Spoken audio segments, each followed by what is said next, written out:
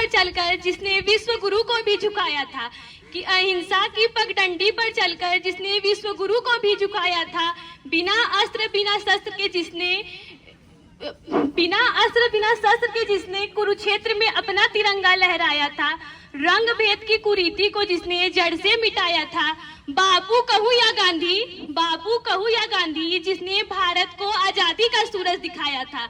नमस्कार। यहाँ पर उपस्थित सहजता एवं सज्जनता के प्रतिमूर्ति माननीय प्रधानाचार्य जी एवं मेरे देवतुल्य गुरुजन और नवनिर्माण की ऊर्जावान साथियों, मैं श्रुति गिरी भारतीय इंटर कॉलेज परसीपुर 10वीं की छात्रा आज आप सभी के समक्ष गांधी जयंती के शुभ अवसर पर अपने विचार लेकर, अगर इसमें कुछ त्रुटि हो तो मुझे क्षमा कीजिएगा।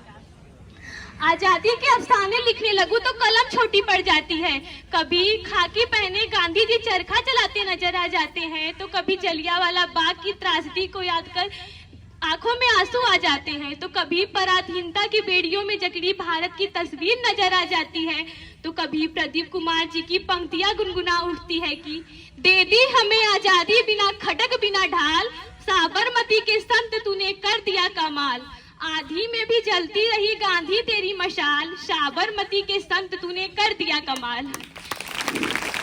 वास्तव में यह कमाल ही था जिसने भारत को न सिर्फ पराधीनता की बेड़ियों से मुक्त कराया बल्कि आजादी का सूरज दिखाया।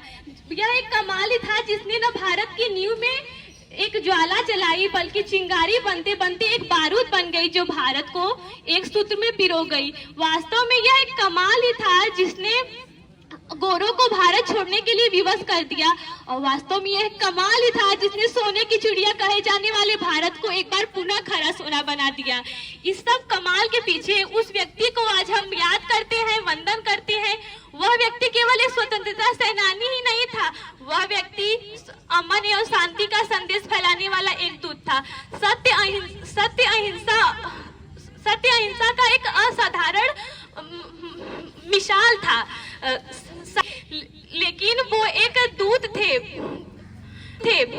क्या चित्रण करूं उसका